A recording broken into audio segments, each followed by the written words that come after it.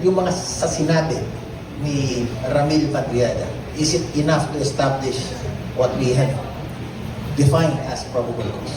I will always say that he is not credible dahil I am part of the PDP. Bias ko ako. Bias ako.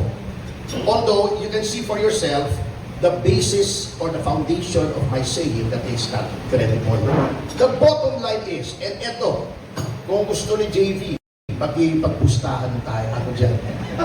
It does not matter anymore whether Madriaga is credible or not.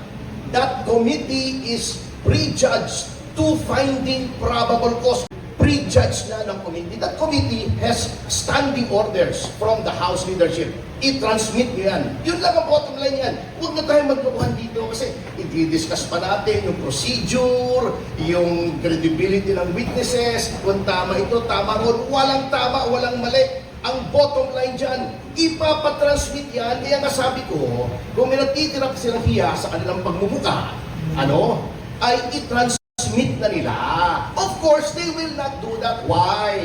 There are also understanding orders na i-demolish yung karakter ni Vice President Duterte sa pamamagitan nitong hearings na ito. Kaya nga sabi ni JV, saan ba nila nakuha yung probable cause and they're trying to find probable cause. It's not that kinuha nila yung probable cause. Naghanap sila ng dahilan para magkaroon ng mahabang hearings para sirain si Vice President Sara Duterte because they are doubtful of conviction. I'm not saying ma-acquit ha. Para sa akin, itatransmit dyan. Number one, bakit? Sinabi na ng House leadership na itatransmit. Number two, magkakaroon ng mahabang hearing para sirain si Vice President Duterte. And not because there is probable cause.